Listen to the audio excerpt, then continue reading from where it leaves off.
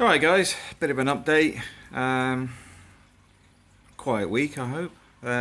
Still getting loads of stuff from work, but it seems to be quietening down now because the holiday period starting the school next week, which basically means that the work is already lined up. So like now it's all the paperwork, making sure they've got access, making sure they've got the all their RAMs and all the paperwork's in order so that they can carry out the work before they even start. Then the chaos begins next week. But I'm trying to get a week off. I've rejected some meetings this week and said, look, you can't keep asking me to come to meetings because I'm not officially in work. But anyway, so what's been going on so far? I'm sort of going through my money side at the minute because I'm trying to make a decision on the apartment down here, and when I'm looking to make the purchase and make the offer. The good thing is it ain't going to go anywhere this year at all. And let's be honest, there's 3 or 4 in that same run. They've been up for sale for years. So it's not a rush. But what I'm trying to do is sort of gauge how much cash I can get in to pay as much down early. I know somebody mentioned about getting 2 properties rather than just the one. In all honesty, I'd rather get as much paid off the initial mortgage. Then if we get any movements in the markets that cause a spike in mortgage costs, I can pay it off rather rapidly. Rather than risk losing 2 properties, I can get one paid off quite quickly and then into the next one. So not in a rush. Like I said, it's more important to make the right decision. One of the things we did discover yesterday, though, we're going through all our banking stuff, is for some reason, for the last 2 years, I've been paying water on another building. Now, I'm not jumping to conclusions, but I know that direct debit was cancelled. You know, when we were at the other end, we were in Torrevieja, and quite simply, we call it the dark place because it was just not great. But all direct debits and everything were cancelled when we left. And funny enough, been going through all the accounts, and funnily, we've been paying the water there for 2 years. But even when you read the what do you call it, direct debit information, my name's incorrect. It's somebody has been stealing money. So we've contacted the owner. Says, well, the bank's already aware of it now. Says, by the next step, I want my money back, or I'm going to the Guardia because somebody's committed fraud. So anyway, there's always something, isn't there? It's always something. The car's due back this week. That's had a lot of work done to it. They've took the DPF out, which is the diesel particle filter. Basically, they cut it in half, take out what's ever gunked up in there, put a new one in, weld it back together and drop it in the car. That's done over at Elche, so be aware it is possible to do it. Bit frustrated in the sense of it's took a year to get to this point. Everyone's going, oh no, it's not that, you need to change the computer, you need to do this, you need to do. But got a good mechanic. He's took it away, done proper diagnostics on it. Because even, to be fair, even the not Vauxhall, Opel garage said, "Oh, you need a new electronic unit," which is I think €1,500, and it's like, but there's nothing wrong with that. But anyway, guy's gone away, put that in, took the head and that off as well. Lo and behold, there's a problem with one of the injectors, so changing all the injectors as well, so that's all new. And that's been preventing it being able to do it's like a recycle, but not in recycling as in bins, but basically it cycles through a process to blow out the crap out the exhaust system. So there was a problem with the injectors, a problem with the DPF, but the DPF issue was probably down to the injectors, and it's cost me about €850 all in, plus he's doing a full service. This is including the full service, oil change, oil filter change, checking the drive belts, etc., because I'm not sure if it's drive or chain or chain driven or belt driven. So I asked him to say, check everything, do a proper service, get it, running smoothly, and then come back to me. So now I've said that, I'm hoping he comes back this week and doesn't go, oh, we've done it and it doesn't run anymore because we broke something, which is a similar story to what happened to one of our friends with Naruto. Car went in for one thing and then they had to have it pushed out because the engine was no longer in the car, it was in the boot. They don't know what happened there, but they dismantled it and it all went legal in the end. They destroyed it completely. I'm not expecting that sort of disaster, but I'm just like, now I've mentioned it, just got to be careful. It's not going to happen to me. Now I've brought it up saying the mechanic's been good, sent me the right information, sent me video updates, sent me evidence of what he's actually looked at. Because guess what? None of us did. It's all like, oh yeah, it needs this. And I'm like, but it doesn't need that. I know it doesn't need that. Yeah. It's not. So this guy seems to know what he's doing, and I'll see if I can get him on the video when he brings the car back, just to have a quick one and sort of drum him up a little bit, because he's managed to solve six, well, it might as well have been carpenters, mechanics couldn't do. So I'm quite happy with him. Seems to know his stuff. Was a referral from Denise, because Denise uses him year on year out for her servicing on her car. So yeah, I'm quite chuffed. Looking forward to that coming back. And if I get the money back from the water bill as well, that'll basically pay for what the car repairs are. So easy come, easy go, as they say when it comes to money. Flying back to the UK at the end of this week as well. But I'm going to be planning the next trip back sooner rather than later. November's a quiet period for my work anyway, because there's no real holiday period. So my next holiday period is the end of this month. We're already geared up for that. I've got all my contractors going out in October to price all the works for next year, which means during November it's paperwork time, so I can come back and basically sit and do paperwork for a month. So I'm planning on working from home unless I need to be in the UK, which I probably don't. We'll see. But it's good to be back. I've got to admit, it's been a little bit more difficult than usual because there's been that much workload. So getting to my relaxed mode has been a little bit more difficult, because it's been a constant flurry of activity. Even now, there's been 2 emails come in while I've literally been making this video. But we do seem to be heading in the right direction, because the majority of the work is now up to date. It was a few years out of date when I started, and a lot of it was incorrect. Now it's correct and up to date, so I'm expecting it to sort of become much easier to manage, which means travel time is much easier to manage. And now we've got a car that's working, allegedly. Would say touch wood, but don't think we've... Oh, yeah, I've got a bit of bamboo here. Which means we can travel around a bit more. We'll have to have a look where we're going to go next. I know people are a bit wary about going into cities at the minute with this whole COVID episode. I'm just frustrated with it, to be honest. I don't think it's anywhere near as bad as it's made out. I find a lot of the stuff that we're told is very patronising and scaremongering. At the same time, if you look at it logically, what they're saying just doesn't make any sense, in my personal opinion, and from what I've read and researched. Because obviously, if you don't agree with them, you must be a conspiracy theorist, a nut job, all this sort of stuff. And you're like, I'll stop you there. I work with statistics. I work with analysis. I do data analysis as a job. It doesn't matter what the data is. I can analyze it. And the data you're providing doesn't make any sense. In fact, you're not even providing conclusive data. You're half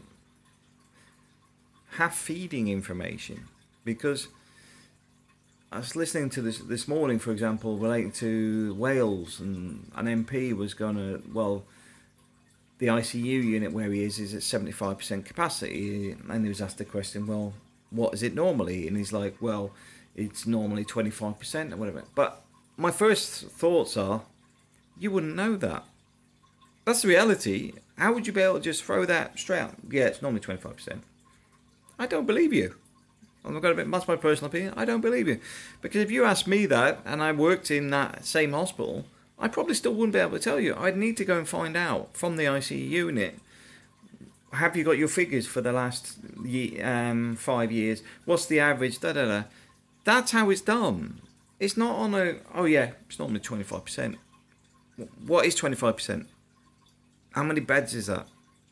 What do you mean? Well, you just told me it's 25%. What is 25%? And that's what I'm saying. It's just like an MP goes, oh yeah, it's 25%. I don't think it is. Because the NHS is often, in many areas, at capacity. And that's the reality. It's often at capacity. ICU, I do not see, and I've been down ICUs multiple times. I've never gone in there and thought, oh, this looks empty. It's always been full. Every time, whether it's road accidents, whether it's people with heart conditions, whatever, I've never seen an ICU empty, ever.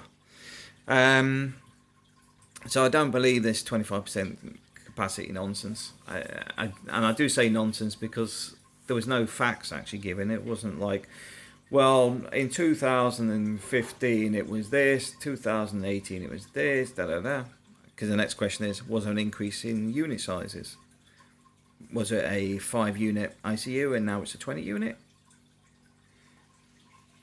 This is what I'm saying. The information you get is inconclusive in many instances because they don't give you enough detail to actually confirm it. It's literally, you must trust me. I'm an expert. You can trust me. No thanks. So I do find it a bit frustrating. I do think a lot of people are getting frustrated. My personal view is try and switch off to a lot of it where you can and just carry on regardless. Keep your life as normal as possible. Travel as much as possible if you want to travel. There is a whole conspiracy theories about it's all about the environmentalists and all this. I'm keeping away from all that stuff. They are jumping on the bandwagon, but I don't think they're the main driver on this. The end of aircrafts and all this, that ain't going to happen. It doesn't, as I've said before, utopia doesn't exist because one person's utopia is another person's nightmare. So the ability not to travel anymore. Are we going back to wind travel? We're going on sails? You're getting on the old wooden ship, sustainable wooden ship to travel across to Americas? I don't think so. So I don't think a lot of this stuff is logical. And I do know the media jump on things backwards and forwards because it's very easy to do that. Because the most vocal people get the most news coverage in the more extreme, not in a terroristic type of way, but I'm talking about most extreme parts of our society get the biggest voices because they sell more newspapers, they sell more advertising, they make it more interesting. Because the average person, like I say, when I was talking about statistics there, you probably thought, well, I don't really care about statistics. And that's my point. That doesn't sell news stories, does it? And that's what we're getting told. We're sold news stories. It's drummed up. It's a trade. It's sell. Which is all very peculiar because I don't know where they want to go with it. And I'm really confused on the sense of, do they need to know where they're going? Because I know there's a lot of conspiracy theory stuff going on, but there's also a thing we call in corporate world BAU, business as usual. A lot of the people that class themselves as leaders are managers. They manage what they have. They're BAU, business as usual. As long as it's going along that, they don't make a decision. Their main goal is take no ownership, take no responsibility, take no decisions. Same with most MPs. The same. Don't rock the boat. Take your pension, take your funds, and that's where career politicians sit. So when people are going, oh, I'm expecting something to happen, I'm sitting there half going, but nothing may happen because a lot of these people are business as usual. they don't want to make a decision. They want someone else to make it, and they're all looking around the room at each other, bit like Brexit. No deal. What a surprise! Because guess what? Getting a deal involves a decision maker. So yeah. Anyway, off politics. I've steered away. I've been trying to keep all that stuff really quiet to myself at the minute because it is a bit irritating. But Spain is still sunny. It's not the end of the world. I do expect that tourism will be slightly affected with the Brexit, but at the same time, the biggest effect is COVID. And I do suspect that as people get more tired of it, you're probably going to get more people travel. Simply because you get to a point where you go, enough is enough. Do you remember the start of lockdown? They were talking about you can't keep people in lockdown for too long, and you can't do it multiple times because people just start ignoring you. Where are we today? That's a crazy thing on this. We are at that point where people are getting tired of it. The information isn't trustworthy, in my personal opinion. It's often inconclusive, in my personal opinion. But I think we just need to weather it, just carry on. I am a bit disappointed on the way they keep opening and closing businesses, because it must be a nightmare if you're a small business owner. Because you don't know if you're still going to be there tomorrow at all. You know, especially when you've got some landlords going, still want paid. I remember a business I was in charge of a long time ago. My business rates were, I think it was £56,000 a year, and my rent was £54,000 a year. So you had to make over £100,000 a year just to pay the basic bills. That's not the electric, that's not the water, that's not the waste collection, because you pay for that separate as well. That wasn't in your business rates. We actually had to pay extra for that, which was another, I think it was £80 a week for the waste to be collected. So I do feel the pain of business owners, because it's certainly not a good place to be in, and the lack of direction, the lack of forward planning, forward thinking, moving things forward. It must be an absolute nightmare for people. It's bad enough what I do, because we get chopping and changing, but at the same time, my view is I just carry on, keep driving things forward. They go, oh, what if this isn't available? I'll deal with it when it happens. I need to keep the work going. I need to keep my guys busy. I can't sit there with a ridiculous amount of work to do, waiting for other people to make a decision. My decision is we carry on. If they turn around and change something, I'll adapt to it. But one thing I'm not doing is stopping my guys working. They need to carry on. My contractors need to keep going. My own workers need to keep going. One thing we certainly don't need is people grinding the world to a halt. It's not a solution. But anyway, sorry to go off topic a bit today. House prices, I do think we're going to see the usual 4% drop in the winter. I do think the tourism is fairly buoyant. There's a lot more people here than normal, and they seem to be mainly Brits, so the Scandis and whatever aren't here in the same sort of numbers, but there's a lot of people here that I wouldn't normally see. So I would say there is a lot of tourism around. Will it be affected after December and the Brexit fallout? I think for the first couple of months it will be, as they start working out what they're doing paperwork wise. But it's very likely they'll crash out and carry on with the business as usual model, in my personal opinion, because they haven't sat there and got something in place yet, which I would have done personally before we even got to anywhere near this point. I would have done it before we'd even had the decision to leave. So I do expect a little bit of bureaucratic difficulties over the next 6 months, you know, because obviously we're heading towards a transition period, the real transition period, because obviously they call this a transition period, although they've done virtually nothing. It'll be the run up from end of November into next year.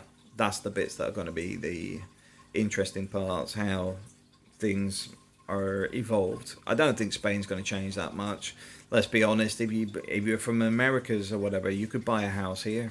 It's not like it's going to be a massive jump. It just means that you're not treated the same as within the EU. But even then, some of that's negotiable. I mean, my personal view is the healthcare here, keep them here. You know, if people are already at a pension age and whatever, leave them to it. They've already retired here, they're already here, and guess what? It's cheaper to pay the Spanish government than send them back to the NHS that we keep getting told is overburdened with people with their COVID and all this sort of stuff, and yet we're talking about sending pensioners back to the UK for healthcare. Couldn't make this stuff up. My personal view is, if we're so overburdened as well, I would even introduce medical tourism. If you're in the NHS and you're waiting for 10 months or something for an op, send them to Spain. Get it done cheaper, quicker, and people are back in work or whatever faster. I know that's going to stir some stuff up, just saying this stuff, but realistically, we should have been doing that years ago. If you can get it done for a fraction of the cost in other parts of Europe, why aren't we? Oh, it keeps money in the economy. So what? If somebody's waiting for an op for 2 years, which in some cases they do, and they could be working for those 2 years, if they went and got it done within a 6-week period, why haven't we done that? That makes more sense. That keeps money circulating the economy. Pumping money into the NHS doesn't. It really doesn't. I've never heard the NHS say, no more money please, we've got far too much. It's always wanting more. But like I say, if you can outsource some of it, why not? Why not come to Spain and have a back operation and recoup in a nice hospital here in the better weather? Who wouldn't? Why wouldn't you? When my back went, where did I go? I came to Spain. On my private healthcare. I know that's going to upset some other people as well. Yeah, but the point being is, I went private a long time ago. The failings in the NHS cost me 2 parents, and it's not the only 2 people I know that have died because of NHS related incompetence, and it was incompetence. There's no other word for it. Anyway, off that topic, let's get all back on the good stuff. So yeah, gonna be back in November. Yeah, definitely November. And the car will be back, so let's get some more videos done. We have got something planned for December. We're still waiting to see, because obviously it's Brexit time, but my kids want to go to the UK, go to London, of all places. So we'll see what happens there. Because it might be over in the UK again for the Christmas and New Year. Like last year we went to Birmingham instead. This year they want to do London. We're looking at Edinburgh. But to be fair, there's more in London for the kids. And I want them to roam around, do the Buckingham Palace bit, do the museums, and experience Spitfire as well. We're going over at Biggin Hill, a bit of Bletchley Park on the way. Experience a bit of British history. Well, thanks for watching.